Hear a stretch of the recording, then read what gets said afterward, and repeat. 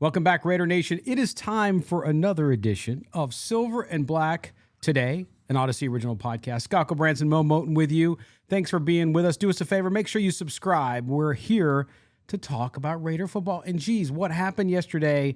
The rosters reduced to 80. And were there surprises? Not really, Mo, as I bring Mo in here now. Maybe the Kenyan Drake release, which we knew about the day before. But overall, we're going to get into this. We're going to go through roster changes for this Raiders team. And we're also going to discuss possibilities of coming up. And of course, the next cut down's the big one. And definitely starting to see some more movement on the wire with the NFL and with acquisitions. And to talk about it with me, as he always is, Mo Moton. He is national writer for Bleacher Report, covering the entire NFL. He's also the Raiders columnist for sportsnot.com. Mo, Kenyan Drake, we've been talking about it for a couple weeks here, and sure enough, we thought maybe, just maybe, they might be able to get a trade where they have to eat some money, but instead, they said goodbye to Kenyan Drake, who was not very happy, didn't feel like he had a fair shake in Las Vegas. Yeah, and I would partially agree with him because if you think about it, the Raiders signed Brandon Bolden. He didn't play a snap in the preseason. And there were a lot of people saying, how is Brandon Bolden safe? He's a 32-year-old running back. And my answer to them was, he's been with Josh McDaniels since 2012. He usually doesn't play a huge role out of the backfield. He had a decent role last year because James White got hurt, so he had that pass-catching role on third down. But typically, he's your core special teamer on the roster. And Josh McDaniels, has been with them since 2012, so he trusts him in that role. I would compare him to a Matthew Slater, who's a special teams captain on the Patriots now. I think Brandon Bolden is going to be that for the Raiders, but he's going to be safe. And we've been saying for the past couple of weeks now that Amir Abdullah is going to have the James White role, the pass catching down role. And I've laid it out yesterday on, I believe, Monday, that at the top of the depth chart, you're going to have Josh Jacobs and Zamir White be your 1-2 punch in the run game. No doubt about it. And we look at the other transactions. Kenyan Drake, of course, you just mentioned. Chris Jones, cornerback, was released. Waived was Chris Lacey, wide receiver, who just didn't stick out amongst that really talented group. The Raiders also waived to the injured list cornerback Cravon LeBlanc. And, of course, we had the trade. Mullins to the Vikings for a 7th-round pick if he plays in the regular season and is active in the regular season, I think, as well. So Mo, when you look at the total, again, we weren't totally surprised by this. We weren't expecting some big, massive things. So Kenyan Drake, that story obviously was a big one. And I think that's where people get caught up. And I saw a lot of fans in Raider Nation talking about, whoa, Kenyan Drake, he's good. Why are we cutting him? We got to pay him all that money. The money doesn't matter when a team is trying to build and a team comes in with a new regime, a new GM, a new coach. They don't really care what they inherited. They just want to put the roster together according to their system that's going to give them the best chance to win. Doesn't mean Kenyan Drake's not a good player. It just means for what they want to do right now, there wasn't a fit there. A lot of people ask me, why would the Raiders let him go if they're going to have to pay him anyway? And they're going to have to pay him $3.6 million in dead money. And there's, I believe, $1.1 million for the next 3 years, I believe it is.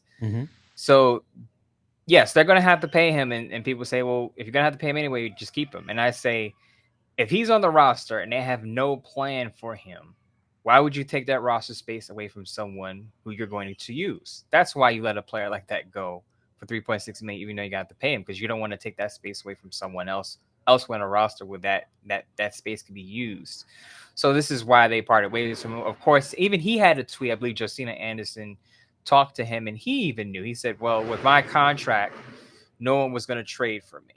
And he understood that, and I think a lot of other people understood that. With the bad contract that Gruden and his regime gave him, there was no moving him. It's either you cut him or you keep him, and the Raiders decided to move on. Yeah, it's interesting because we thought maybe, if somebody was out there and needed him, but yeah, the contract just made it impossible in the end for him to be moved anywhere, and he'll find a spot, and the Raiders can recoup some of the money there if he's signed as well, as you talked about from what they're on the line for there.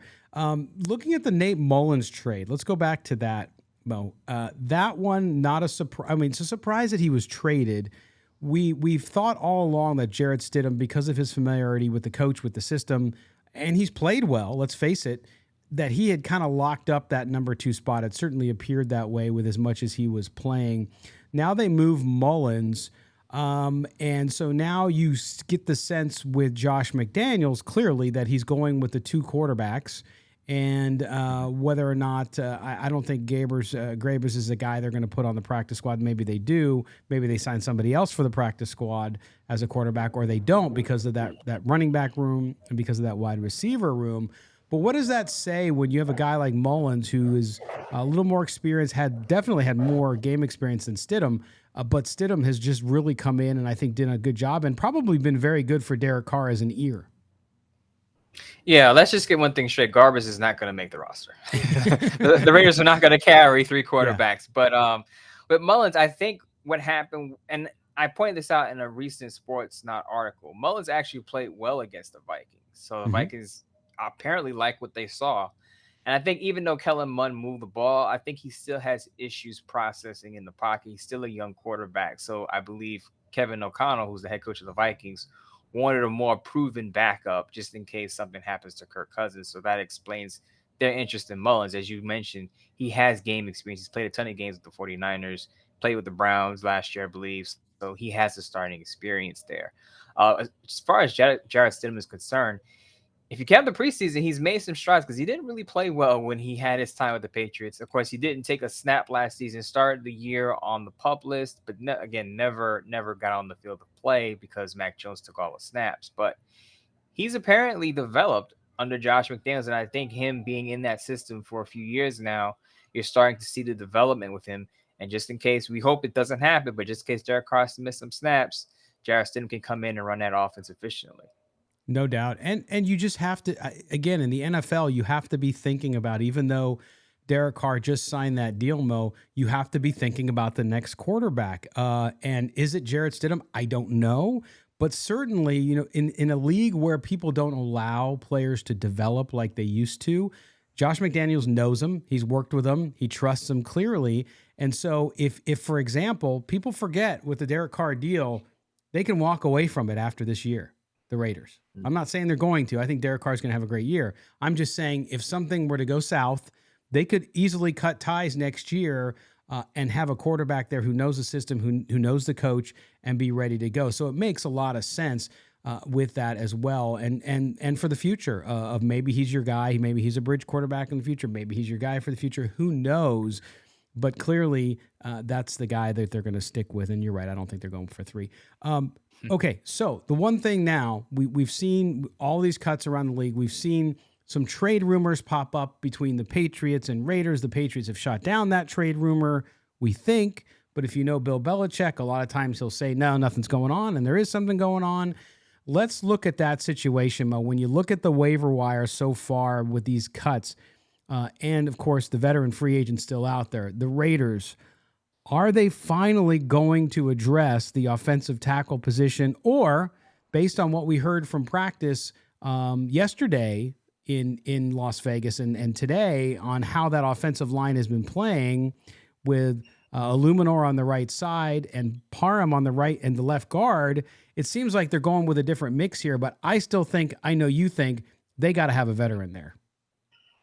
Yeah, and I think that's probably gonna happen after final roster cuts.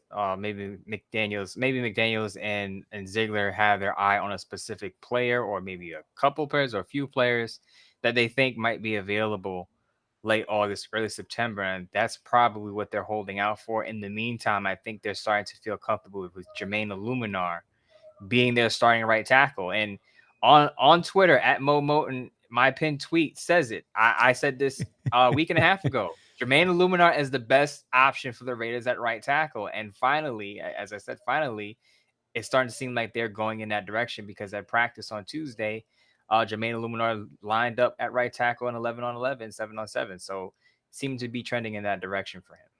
Well, and then going with Parham, it sounds like he's kind of emerged, and they stuck him in at left guard, which would be right next to Colton Miller. They really like this kid. They've moved him around a lot during camp. He's performed pretty good at spots. Of course, he's had his moments. He's even been in there at center and done okay there. How much does he fit in at that left guard? Is he a guy that you think can start there, or are they going to go to somebody else and turn to a veteran like Simpson there? Two things here. And to answer your question, yes, I think he can start at left guard. I said when he was drafted, I think the not easiest, but the fastest track for him to start would be at guard, because I didn't think he would displace Andre James, even though some Raider fans aren't sold on Andre James yet. I felt like his best chance to start would have been at guard. He played his first 2 years at left guard at Memphis. Then he moved to, I believe, right tackle, and then played right guard. So yes, he has experience there. So them plugging him in there at left guard makes sense. But what I will say, in that Dolphins game, the Raiders' offensive line didn't pass protect well. So it makes sense that they would want to shake it up there. I know a lot of people want to talk about how bad Alex Leatherwood was, but he wasn't the only one. John Simpson struggled. Andre James struggled. Lester Cotton Sr., they all struggled to pass protect against the Dolphins. So it makes sense that the Raiders would shake it up in these joint practices with the Patriots just to see what they have, and Parham, who could play guard or center, and Luminar, who has the experience at right tackle. Yeah, and that's the thing. I think everybody has been so focused on a couple guys like Leatherwood, of course. At the same time, that entire line, to your point of pass protection, really struggled against Miami. And if I'm a coach, that scares me, because you're now into your third game and you're having trouble pass protecting. You haven't put the guy back there who you're going to have as your starting quarterback. So you start to get nervous. So totally get that. But you look at the construction of that line again, and it's interesting. We talked about earlier in one of our mailbag shows, we had one of our listeners talk about scheming around the offensive line. I just think, though, that you could scheme around it to a certain extent, but you still need to get those guard positions solidified. You need to get your center playing well. At this point, Mo, people keep saying not to panic, right? And I don't think the word is panic, but it's a serious issue. And I think that the team is realizing it. And I think you're right. I think waiting till final cuts, they're going to have an opportunity to sign some guys that they don't have today. But how big of a deal, if you're a fan sitting out there, Mo, how should people feel about this? A couple weeks ago, we said, yeah, don't push the panic button yet. Don't be too concerned yet. We'll see how it shakes out. But now we're 2 weeks more down the line with just a couple until the season starts. Where are you from a concern level at this point now with that offensive line? I would put my concern level between a 6 and a 7 right now. I'm not panicking yet, but as I wrote in my Sports Now article that Monday, it is one of my top concerns, the pass protection, not just Leatherwood, not just the right tackle position, not just the right side of the offensive line, but pass protection in general. The Raiders have had some pass protection issues throughout the preseason, and they got their first taste to go up against starting caliber players at the Dolphins, because even though they sat Tyreek Hill and Jalen Waddle, the Dolphins had some stars out there in defense, and you got to see starting caliber players against the offensive line that you might put out there week 1 minus Colton Miller, and it didn't look good. So again, you don't want to hit the panic button, but you want to say maybe we have to shake things up, and that's why I say having a Luminar at right tackle makes sense, because he has the experience, he's reliable, you can trust him. No, he's not a All-Pro or Pro Bowl offensive lineman, but you can rely on him as a placeholder for just this year. And just putting in Parham at guard makes sense, because he has the experience there. You want to see what he has just in case you don't feel too comfortable with John Simpson. So the Raiders do have options there. But like you, I want to see better quality if you're going to protect Derek Carr for the entire season. No doubt. Mo, we didn't get a chance to talk to you after the game the other night because you were on assignment for Bleacher Report. But coming out of that Miami game, what else concerned you looking at it? We heard Coach McDaniels talk about the lack of wrapping up. You talked about Darian Butler, your guy, saying that most likely now you don't feel he'll make the team because he's had trouble with that. We've seen a little bit of that throughout that Raider linebacking core and in the defensive backfield. Jonathan Abram played pretty well against Miami, as did Rock Ya-Sin in the limited action he saw, as well as your guy, Anthony Averett. So when you look at that, though, how concerned are you with that defense and seeing some of that lapse in the ability to tackle and wrap up? And in this division, in the AFC West, you're not going to be able to survive if you're not executing simple tackling. As far as the tackling and wrapping up, that can easily be coached up. You just run some practices, and that's what you focus on, tackling and wrapping up. That's correct. That's correctable right there. My concern about the defense is the interior, and a lot of people are gonna squint their eyes at me and say, "Why?" Jonathan Hankins played well. He had a couple of stops on one drive. He looked great. Looks like he's in regular season form, and that's great and everything. That's the glass half full outlook. But you look at it, if you're depending on one man to shore up your run defense, that's a problem because Jonathan Hankins is only going to be on the field for maybe 50 to 60% of the snaps. It's not Right. like a right tackle that's on the field all the time, taking 100% of the snaps as a starter. Your defensive linemen all rotate. So unless you're Aaron Donald or DeForest Buckner, you're not going to be on the field for more than 70% of the snaps. And Jonathan Hankins' snap count has dropped every year he's been with the Raiders slightly, not significantly, but slightly. He missed 3 games last year. But he's going to be on the field for, I would say, about 55 to 60% of the snaps. So when he comes off the field, what is your run defense going to look like? Now, I know Bilal Nichols didn't play, but he's not considered a high-end run stuffer. Bilal Nichols is considered a guy who can play on all 3 downs and give you a little bit of both run stuffing and pass rushing. Right. But the Raiders need another specialist as a run stopper because if Jonathan Hankins goes down, it could look a lot like it did against the Vikings in the second preseason game that they played in. Absolutely. And of course, Jared Jenkins came in, got injured. He's gone. That was a quick try by Dave Ziegler to get somebody in there. And of course, injury, you can't control that. It just happens. But to me, I still think that veteran on the offensive line, veteran on the inside on defense are glaring needs that they got to try to. And there should be guys out there. And that's where I'm saying they have the ability and the money to do it.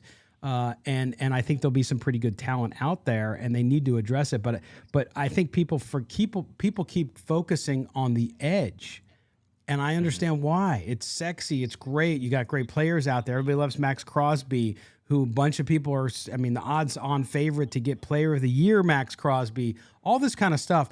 But at the end of the day, you have to have somebody inside. You have to be able to have that push. You have to stop the run. You have to have the push up the middle. And without it, the Raiders could be doomed. I mean, it's to me, though, again, you win in the trenches, Mo, and you saw it. You saw both teams in the Super Bowl last year in that case, and of course the Rams, who have one of the best on the inside there as well.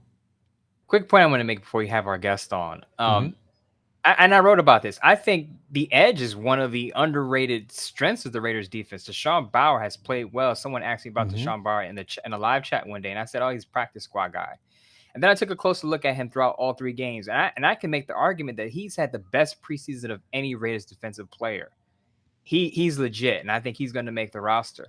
And then Malcolm Kuntz has also looked good. He's another guy who's had a great preseason. So the Raiders have depth on the edge behind Max Crosby and Chandler Jones. I'm not worried about their pass rushing.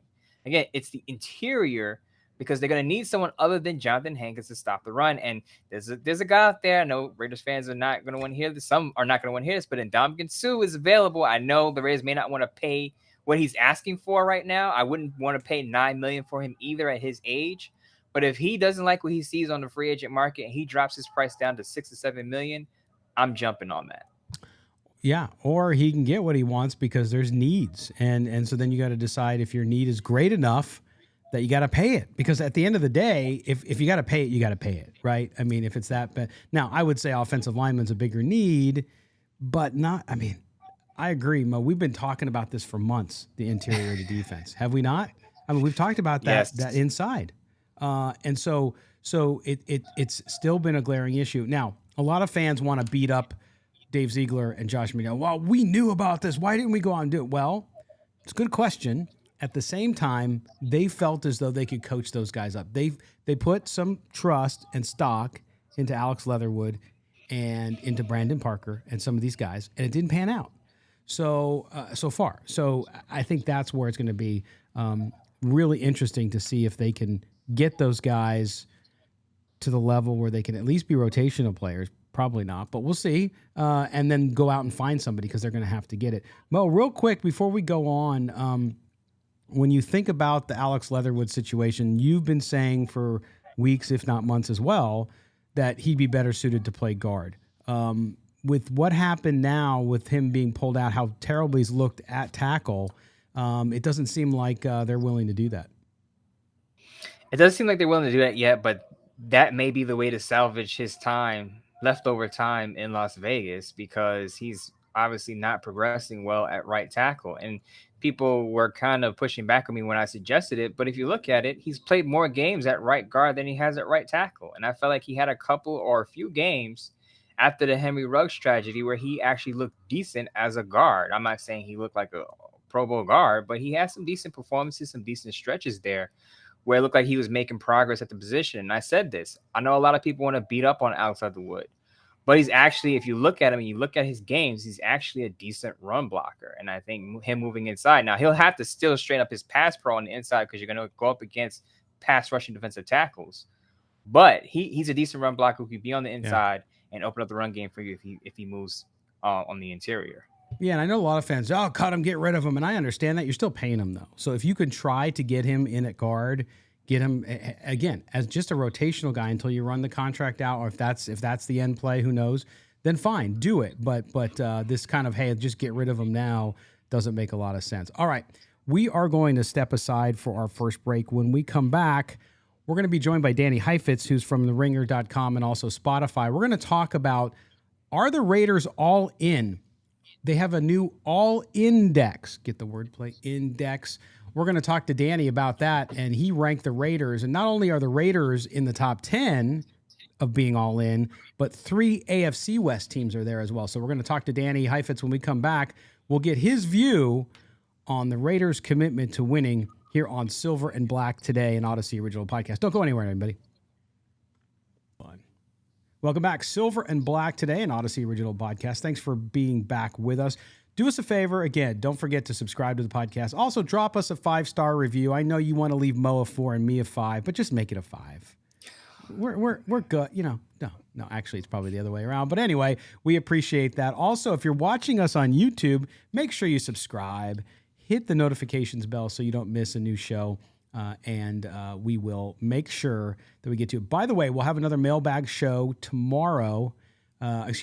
Friday before the game. Another new show tomorrow, Thursday edition. We went a day later today due to the roster moves and all that stuff. We wanted to make sure we got that all in for you guys, so we appreciate that. So we will have shows today, Wednesday, Thursday, and Friday, including a post-game show after the Raiders against the Patriots there from Allegiant Stadium in Las Vegas. So thanks for being with us. All right, we're going to jump in now, too, and we're going to ask the question, are the Raiders all in? Are they all in on this season to win now? And to do that, we're going to bring in our good friend Danny Heifetz he covers the NFL for theringer.com and also Spotify. He's also the host of the Ringers NFL show and the Ringers Fantasy Football show as well. So Dan, you got to get Mo ready to lose to me in our listener fantasy football league because I destroyed him in the draft already. And I know it's just the draft,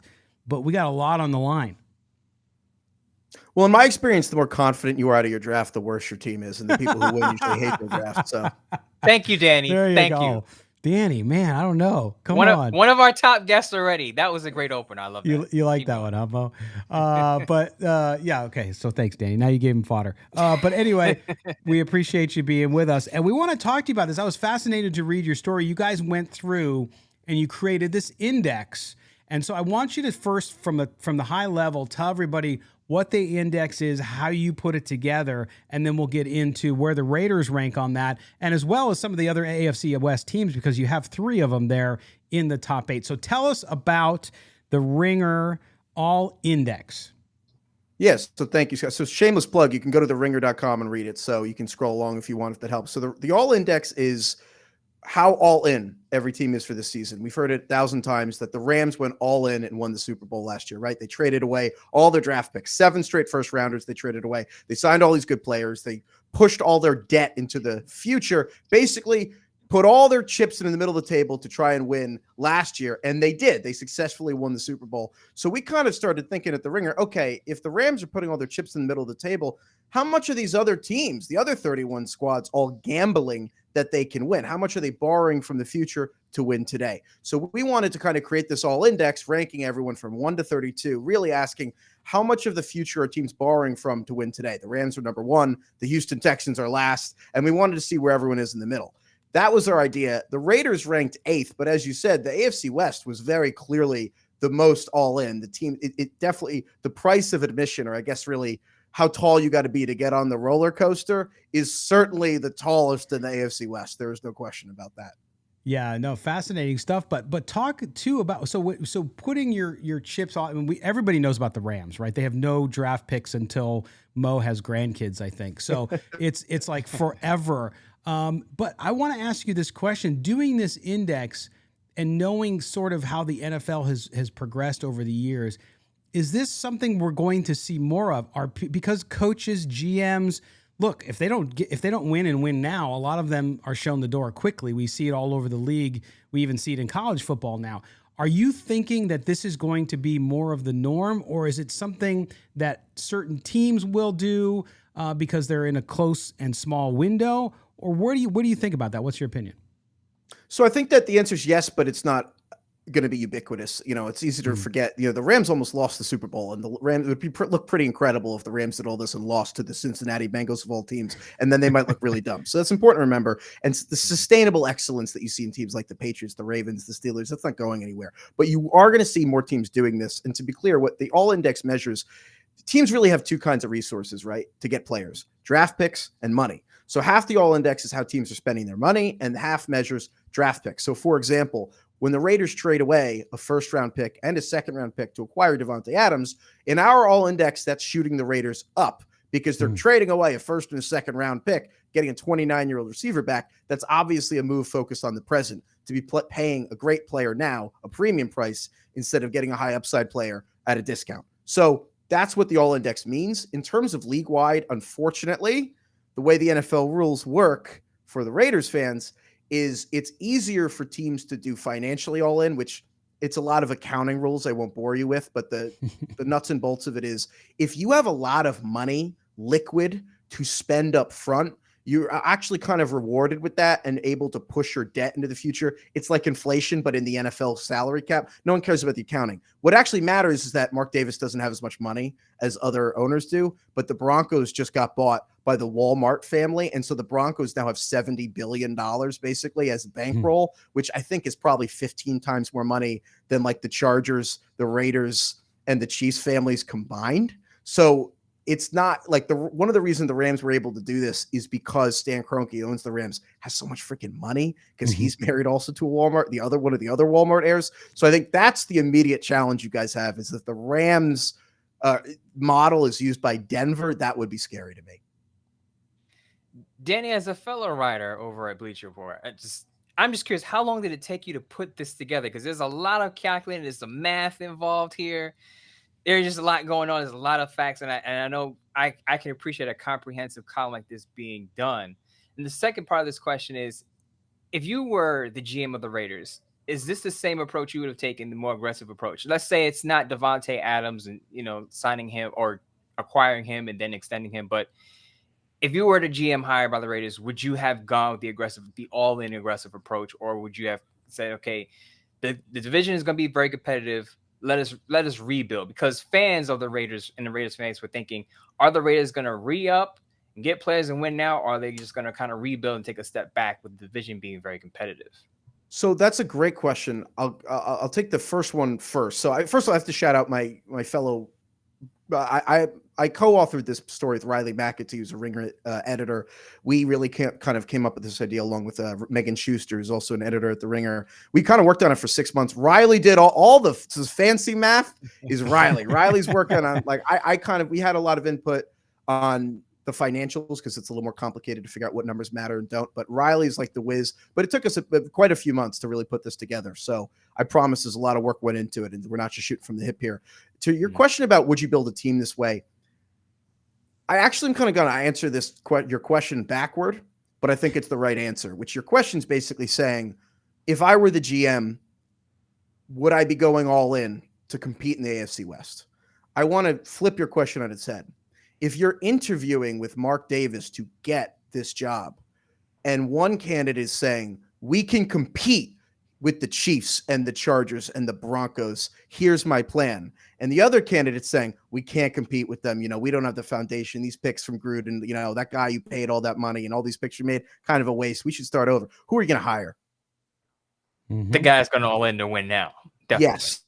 So I just don't think that you're going in with that pitch. Like, unless you're taking over, obviously Dave Ziegler came from the Patriots. Nick Caserio, who also came from the Patriots, going to get the Texans job, you could probably pitch a whole rebuild there. The Raiders, they're right in that middle ground, right? So I think that you kind of had to be aggressive. And also, let's be real, like, it's football, it's competitive. You don't get to this level of the professional care what you do as a coach, as a quarterback, as a defender, as a player, unless you are competitive in your bones.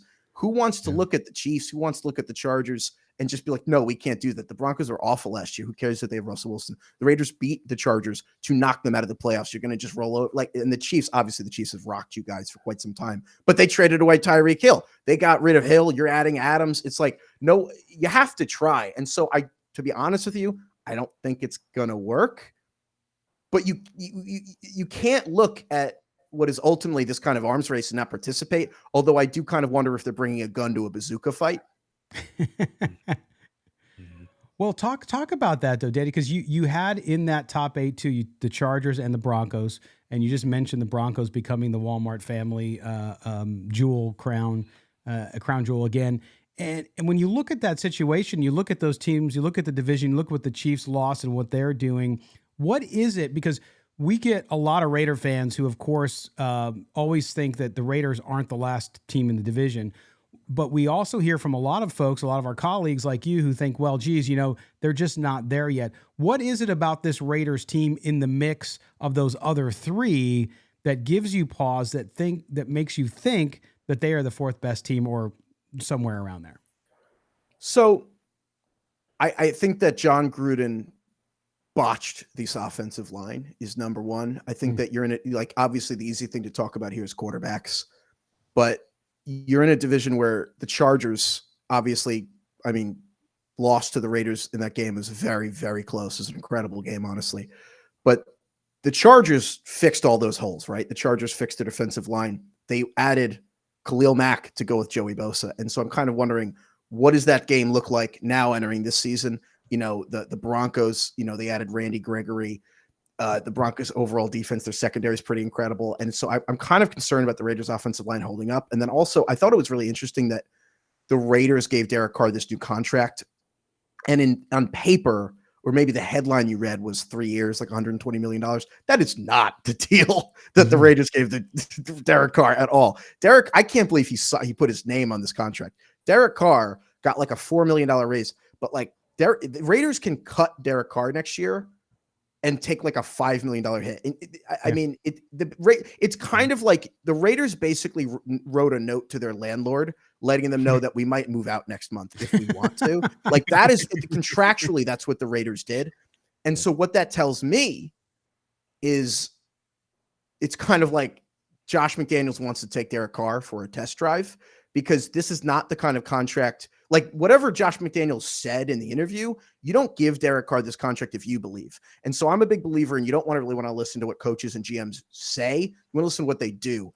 And the contract they gave Derek Carr means they're not convinced. Like, they can say whatever they want. I don't care. You just get, like, when you basically structure a deal to get out next year, you're not a believer. And that makes me pretty hesitant in what is otherwise, like, arguably the most competitive division in our lifetime. It's so funny you said it, Danny, because Scott just mentioned that today, that if things go awry for whatever reason, they can just move on from Derek Carr and not take a big hit. And it's funny you brought that up. It's a big point to make, and a lot of Raiders fans don't want to hear it, but it's the truth. But I wanted to ask you about, before you put this together, was there any team that you were surprised where they were on this chart, whether it's the top or the bottom? Because you can agree with me or not, but I look at the Ravens as kind of an aggressive team when they make their moves. I remember they acquired Marcus Peters, I believe, from the Rams. And they're a team that they'll make shrewd moves that make sense, not necessarily spending a lot or giving up a lot. But I look at them as an aggressive team. So I was kind of surprised to see them at the bottom. But I know your mathematics and everything checks out. But were you surprised by any teams placed on this index?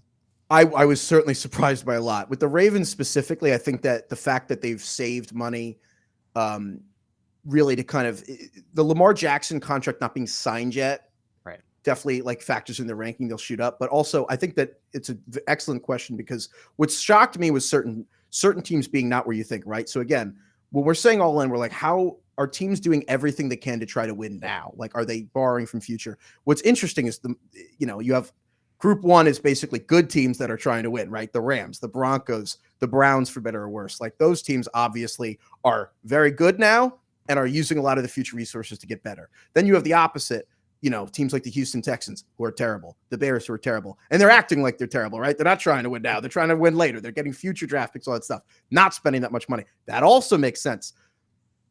The interesting is the delusional teams, like the Carolina Panthers ranking like the Buffalo Bills. That's unbelievable. I mean, the Panthers are basically at the same score the Bills do, and that's what happens when you waste a second-round pick to get Sam Darnold, and then after 1 year you give up on him, but he's still your highest-paid player this year. And then this year you basically trade a future third-round pick to get Matt Corral from Ole Miss. Don't play him in the first week of the preseason, and then basically when he does, he actually ends up getting hurt, but even before he got hurt this week, he's probably going to miss the year. Matt Corral was going to be like their fourth quarterback. That's what happens when you're a bad team. The Saints are kind of delusional. But then the other quadrant is actually, I would say, the most interesting conversation in the NFL, which is the teams that are reloading that are really good. So the Packers trading away Devontae Adams to you guys, the Chiefs trading away Tyreek Hill and getting an extra first rounder and choosing not to pay Tyreek Hill the money that Tyreek Hill got. The Packers obviously choosing not to pay Devontae. And then like the Baltimore Ravens, trading away Marquise Brown, getting a first rounder. What's interesting is all those teams are either playoff caliber or Super Bowl caliber teams. Obviously the Packers and Chiefs and the Ravens, when they're healthy, are probably all Super Bowl contenders. And those teams not going all in and actually doing the opposite. They're saying, we're going to double down on our Super Bowl window by reinvesting a first round pick and getting more picks. Because the Chiefs believe every year they have Patrick Mahomes, they'll probably be in it. The Chiefs just went all in, but they have to kind of sow the seeds, right? You kind of let maybe a field lie fallow for a year so that you can, otherwise you're going to waste up all the nutrients in the soil. The Chiefs kind of did that for the beginning of the Mahomes run, and now they have to resow. The Packers did that. They went all in, and they had to cut Zadarius Smith. They had to cut a bunch of people. They're resowing the field for the next 4 years of that huge Rodgers contract he signed. And what's interesting is the Ravens doing the same thing. So it's such a different thing than what's going on in the AFC West, where the Broncos pillaging their picks to get Russell Wilson. The Raiders, obviously, first and second for a receiver. It's very interesting to see which teams are trying to be sustainably good at the cost of, if you come up short, you're always going to wonder, could we have done more, versus in the future when you're, maybe not as good as you were a couple of years in 2024, you're like, oh man, should we have used that pick? So it's just to each their own. There you go. So not only are we getting math from Danny, but now we're getting agriculture, which is phenomenal. So it just shows the depth of the knowledge there with Danny Heifetz. Danny, before we let you go, a little wild card here, because, Mo and I are always interacting with Raider Nation since we cover the team, and many of them are really upset and can't understand why the story of Tom Brady and Rob Gronkowski being this close to signing with the Raiders is still a story. Would you explain to people why the media around the country too is talking about it? Because it is pretty remarkable that he almost signed, and not a surprise that John Gruden poo-pooed it. It's a story because, it's incredible. And sometimes it's never fun when these stories are making fun of your own dude. I root for the Giants. Like it's never fun to be the punching bag. From Odell Beckham on the boat to everything that happened with Joe Judge, I understand it's not fun to be the laughing stock. The Giants did a quarterback sneak on 3rd and 9 last year. I get it. This is an incredible story. I'm sure that Raiders fans, I know Derek Carr gets a lot of crap. I give Derek Carr heat. But it's incredible that Tom Brady referred to Derek Carr as, I don't know if I can curse on this, but you know what he said? Yeah. I also think that this is an undertold story. I think that maybe locally, maybe people are sick of it, but sometimes when story or drip, casual fans, it's pretty difficult to put all the pieces together. And I think that this story kind of coming out now, and I don't know if I'm going to call it confirmed, but it feels pretty confirmed if you put together what Gronk and Dana White talked about with what Brady has already said publicly. It's astonishing. It's an astonishing thing to think that John Gruden's ego, which, for whatever you want to say, the fact that John Gruden turned down the Brady stuff. Sometimes things, maybe seem a little too neat, but, it kind of seems like a control issue to some degree, as if Tom Brady coming in would want to do things his way. And then Brady going and winning the Super Bowl anyway. It's kind of like an NFL Mad Libs made for like internet SEO. It's unbelievable. Yeah, it is crazy. And it's a story that many aren't surprised by, actually, because it was rumored and talked about in Las Vegas last year, or in 2020, I should say, and people were very quick to say, no, that can't happen. That's impossible. That's impossible. So the fact that it's out there again is really remarkable. But Danny Heifetz, thank you for joining us again. Ringer.com covers the NFL, also up on Spotify. Make sure you listen to his shows, which are the Ringer NFL show and, of course, the Fantasy Football show, as always, too. So, Danny, thanks, man. We'll get you back on this season, I am sure. We always appreciate you taking the time.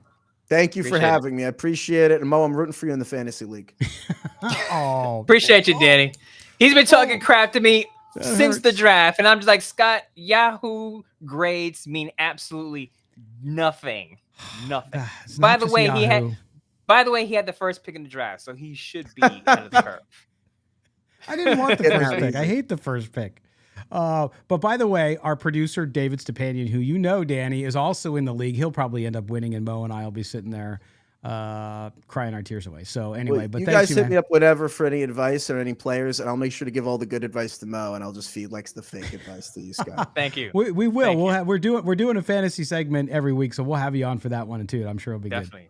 good. Perfect. Thank you, guys. All right, Danny. Thanks so much, man. All right, there you go. Danny Heifetz from theringer.com and Spotify.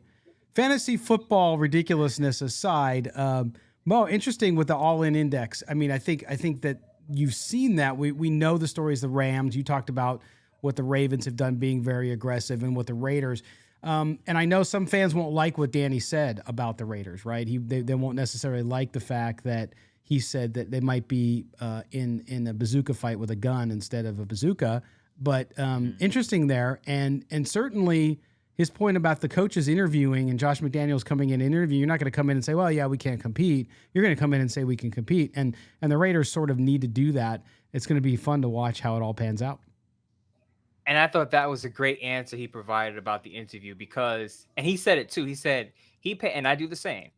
As an NFL analyst and writer, I do the same thing. Coaches and GMs will say a whole bunch of things. They'll tell you they can get you the world. They can get you this, and we're going to do this and this and that. But you got to pay attention to what they're doing. When he talked about Derek Carr's contract.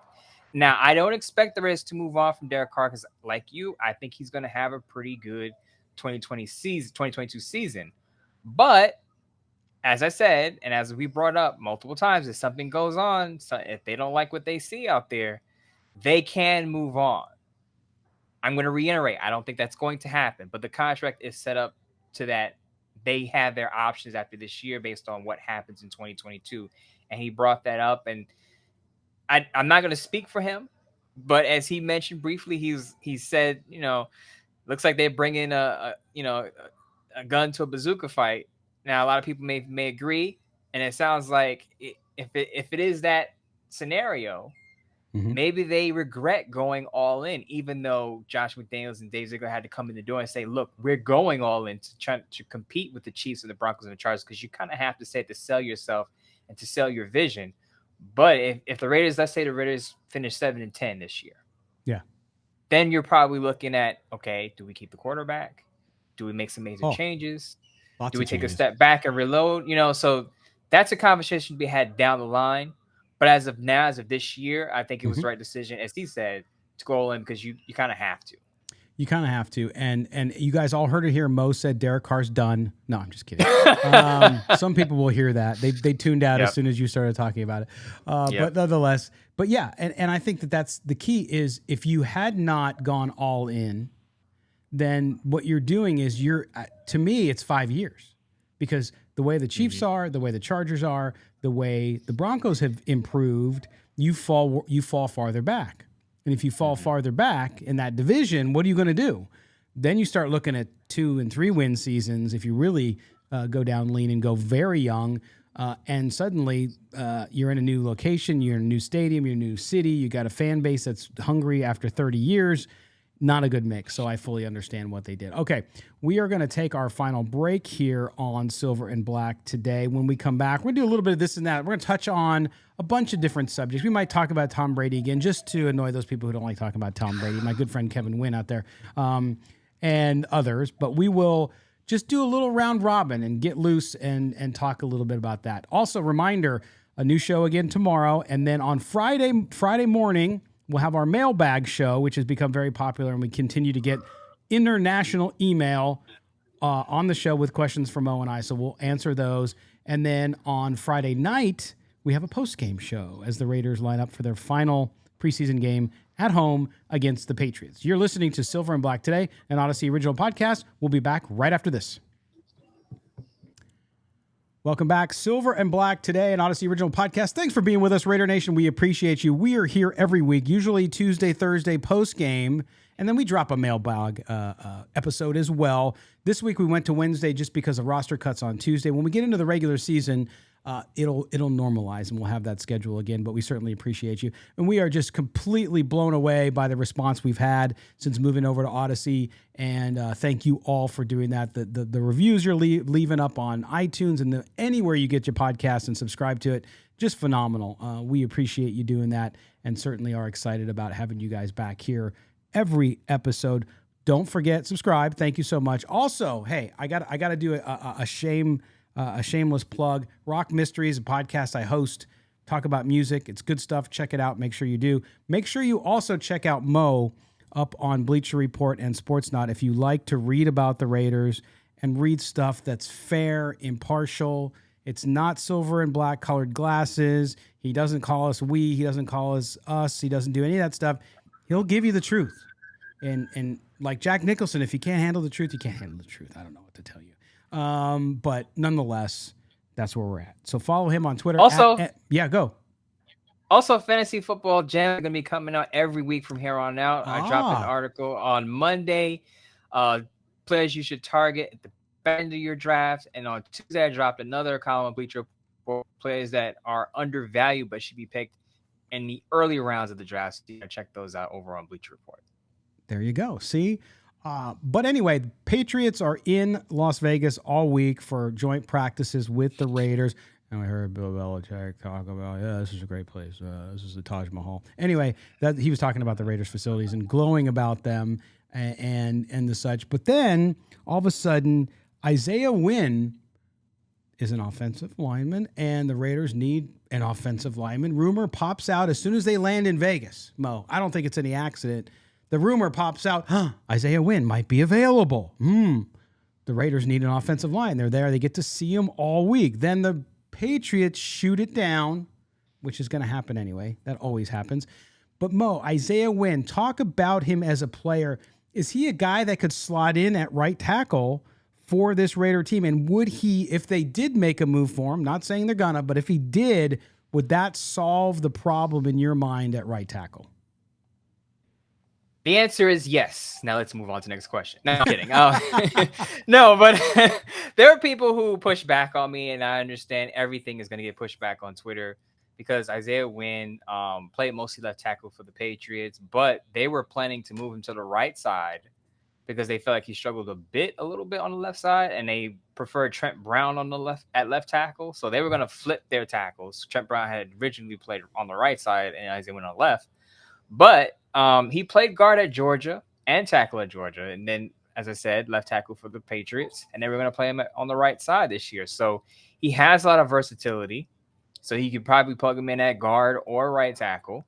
Now, people say, well, he gets injured a lot. And I made this note on Twitter. He has missed 30 games in his first 3 years. I get that. But it comes down to what's the cost for him.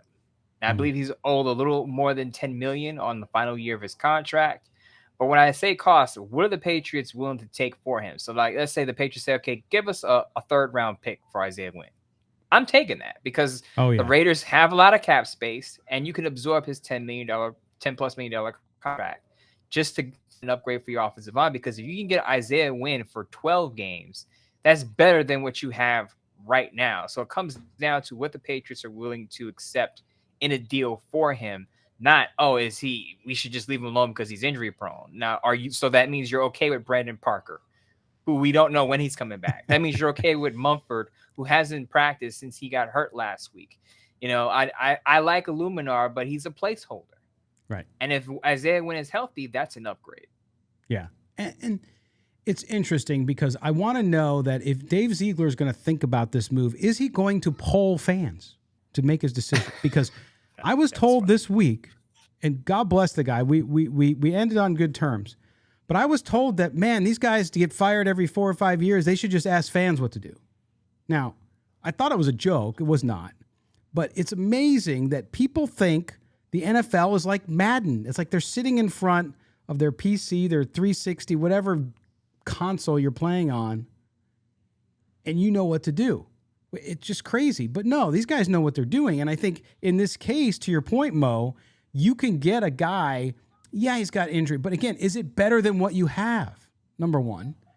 And is the upside and the risk worth it, right? So there's risk reward in everything in life, and including in business, including in the NFL. So you have to look at risk reward.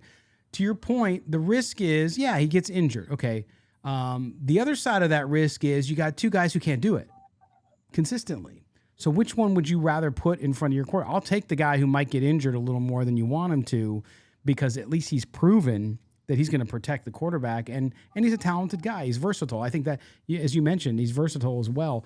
But who else out there? Is there anybody else out there that you're seeing? I haven't seen any other rumors associated with the Raiders, but that doesn't mean they're not talking to people. I would imagine Dave Ziegler's talking to a lot of people.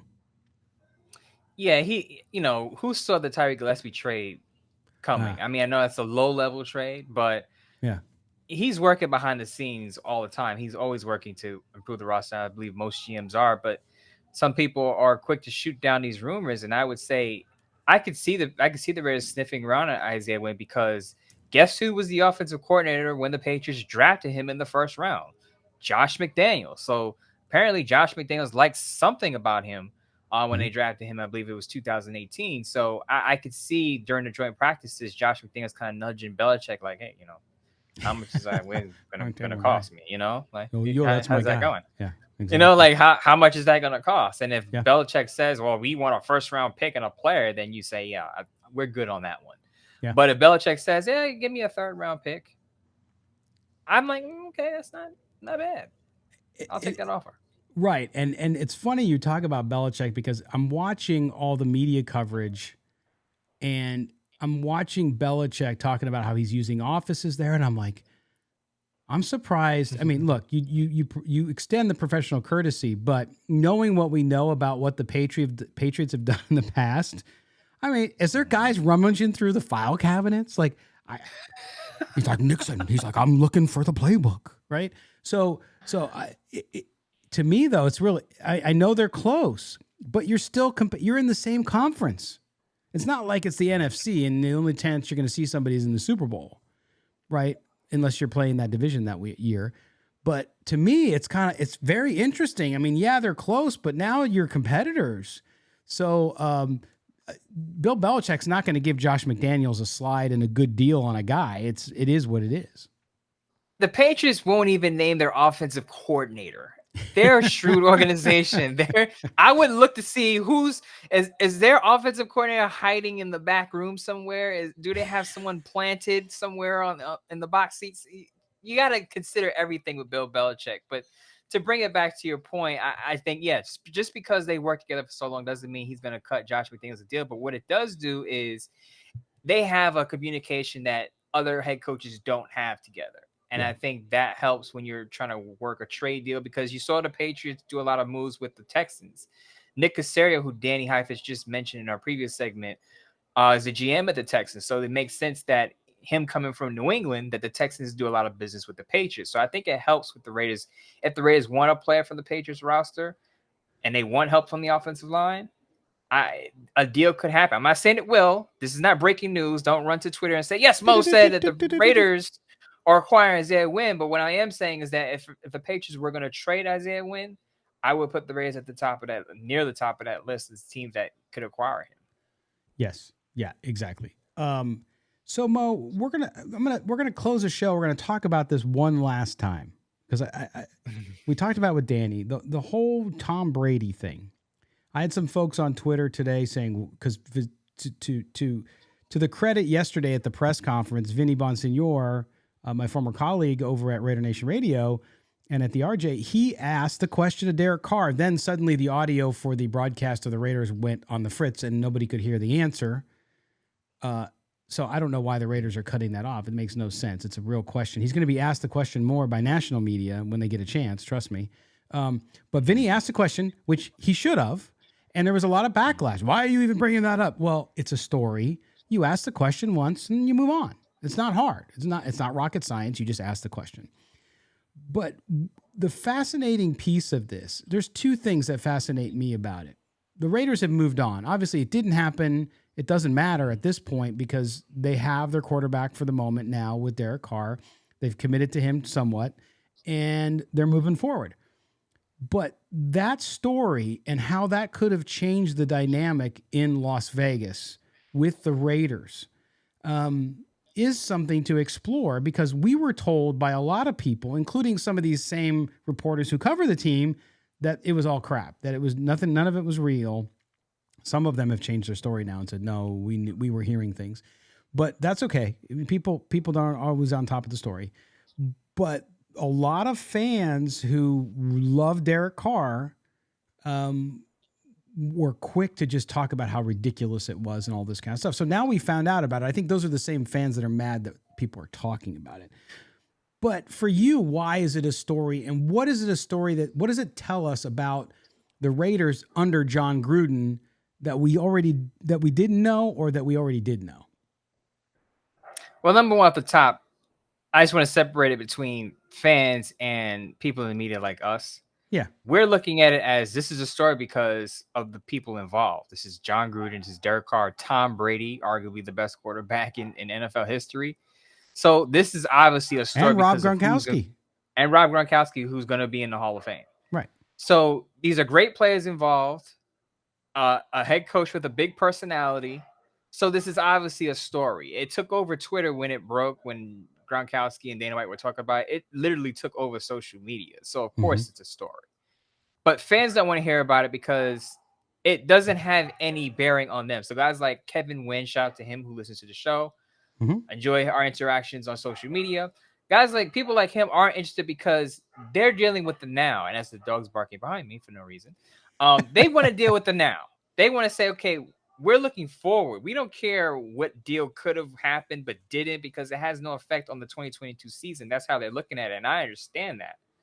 But it's a big story because if you look at it, John Gruden, it's the why. Why didn't John Gruden want to go through with the deal? Why did he nix it? And Danny Heifetz kind of brought it up briefly in our discussion with him, saying that it was probably a control thing. Tom Brady is now 45 years old. He was in his 40s then when that deal could have happened. At this point in his career, he's accomplished so much. He has more Super Bowl wins than John Gruden. He's probably going to come in and say, look, I know what it looks like to win a Super Bowl. I know what it takes. Follow my lead. Not necessarily follow my lead, but give me more control of how things go offensively. And as we know, John Gruden likes to have the reins offensively. So John Gruden perhaps may have thought, we're going to butt heads here. Derek Carr and Tom Brady don't have the same accomplishments. No, that's hard to believe. But they don't have the same accomplishments. And Derek Carr is more of the type that's going to follow what John Gruden wants. Mm-hmm. You know, obviously because Carr doesn't have the same accomplishments as a John Gruden or Tom Brady. But if Tom Brady comes in, he's going to want major input probably. And I feel like that's where there was maybe friction when he even went to the Tampa Bay Buccaneers and Bruce Arians, even though Bruce Arians is accomplished. But Tom Brady is going to want to have some control over the offense, and I don't think Gruden was ready to relinquish that. I think that's the important part. Yeah, and that's it too. The story of those two guys, they went to Tampa. We know what happened. Now, if they had gone to the Raiders, would they have won a Super Bowl? I don't think they were as good as the Buccaneers, especially in a couple key spots. So that's another part of the story. The other side of this story, of course, is the HBO clip when apparently, now we don't know for sure, but it's sure now, 1 and 1 usually equals 2. Sometimes you can throw something in there and it'll change the equation. But it sounds like he was talking about Derek Carr when he said, oh, you're going to go with that MFer. Now, I don't look at that as him, saying something terribly bad about Derek Carr. That's the competitive guy, right? Do you think Michael Jordan, who got along with certain players really well, didn't call those guys an MFer on the court? Of course he did. It was about winning. So when it looks through that, the lens of a winner who wants to win another championship, everybody sucks and everybody's not as good as I am, because that's how you win. That's how winners do it. So I don't look at it as some big slight on Derek Carr. I look at it as him being confident in his own abilities. So I think people are framing it as like this, ooh, oh my gosh, he called him that. It's like, no big deal. That happens on the football field all the time. So I think that part of it too is actually being played up a little more, and it's being a negative to Derek Carr, and I don't think it is. Right, and I think that's what's going to rub people the wrong way. It's like, oh, the word he used, and they're going to get caught up on that. But as you said, I think it's just the competitive nature. Quick personal story. Before Bleacher Report, before I was on there, before I was on these platforms and being Moton, I applied to be a Raiders editor at, I believe it was one of the fan-sided sites, right? And then I put it in my application and, had a writing sample and all of that stuff. And they didn't choose me, right? I got to like the final round of selections and they didn't choose me, went with someone else. And I was just like, oh, you're going with that person? Now that's not a shot at anybody because I know people are gonna click this and like, most talking about Brad Weiss. It wasn't Brad Weiss. Me and Brad Weiss are cool. I actually wrote on Just Blog Baby under Brad Weiss, and he's a great guy. We're cool. We both live on the East Coast. I believe he's in Jersey. It wasn't him. But and it wasn't Nick. I think Nick was the previous guy before. It wasn't him either. But there was like a transition period. But anyway, that's besides the point. But my thing was me being a competitive person and you believing in your skills, thinking you're the best person for the job or best person for a position or a spot. Yeah. If they pick someone else, you're naturally going to be like, oh, you're going with that guy over me. Now he used the MF word.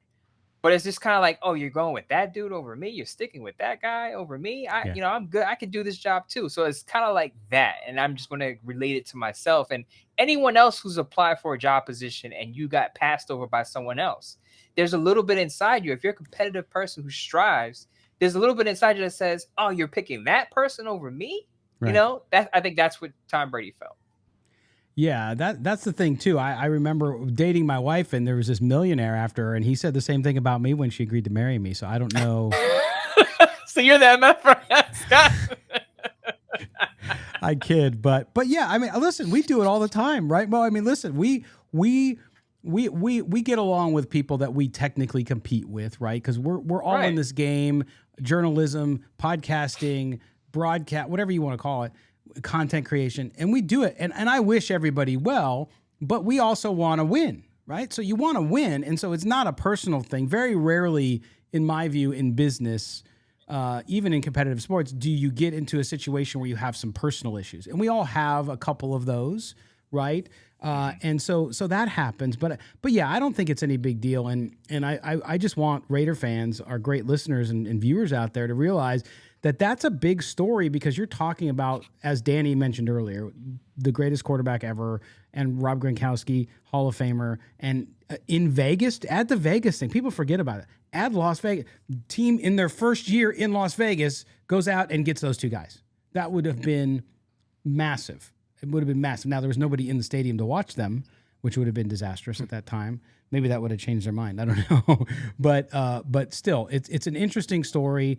Does it have any bearing on this season? Of course not. But I think the news cycle should probably peter out now as it is on our show. So we're done with that. But that's how it is. By the way, I'm going to tell a quick personal story. You and Kelly always make fun of me for being older. We got a little puppy, little beagle, right? Whose name is Scout. And so it's like having a baby in the house, right? Has to go out constantly at night. So my wife's been doing it because I'm working early in the morning. So I said, I'll get him. So I go to get him. I take him downstairs, take him outside, front of the house. I come back in and I put him down, and then the cat runs out and the dog chases the cat. It's like a jet. So I go to grab the dog and I tumble down the stairs, man. I just tumbled down the stairs. So sometimes age catches up with you, Bo. And I don't know why I told that story, but it just popped in my head. So there you go. Scott didn't have to go on the PUP list, didn't have to go on IR, fell down the stairs, and still made it to the show. Trooper. Definitely a trooper right there. I'm a gamer. Definitely. Although my wife started making fun of me too, so like, oh my God, what's it gonna be like when you're 70? I'm like, yeah, I don't know. It keep me away from steps. But the good news is the Raiders continue to stay healthy, right? Nobody's falling downstairs, knock on wood, all that stuff. and we're getting geared up. Mo, tomorrow we're going to talk about the game coming up against the Patriots, kind of what we need to see from some guys as we get ready for the big roster cut coming up after this contest. So we'll talk a little bit about that, again, about running backs now that they've trimmed that down a little bit, about the wide receivers, and then those defensive backs and linebacker too. So lots to talk about, and we'll do that. And then we'll also have the mailbag coming up on Friday. Yeah, it's going to be interesting. I don't expect the Raiders starters to play because you have these joint practices, which Derek Carr said on Tuesday are like actual games. So being that they had the joint practices with the Patriots, I don't expect to see Derek Carr, Devontae Adams in the final preseason game. Absolutely. But anyway, so thank you for being with us on a Wednesday. I know we're used to Tuesday, Thursday, but here we are Wednesday, Thursday, Friday. We're gluttons for punishment after 4 shows last week, whatever it was. But we appreciate you being with us. Mo, we will talk to you tomorrow. Talk to you tomorrow. Hopefully good news or no news, no bad news. We don't need any injuries at these practices. No fighting at these practices, guys. No fighting. There you go. No fights. I was going to say that. What are the odds that there's some kind of fight? But anyway, listen, we're going to step aside and take some rest, and then we'll be back with you tomorrow. Make sure you subscribe to the show wherever you get your podcasts. If you're on YouTube, subscribe, hit the notifications bell. We certainly appreciate that. For Mo Moton, I am Scott Gulbransen. This has been Silver and Black Today, an Odyssey original podcast. We will talk to you tomorrow, Raider Nation. Take care.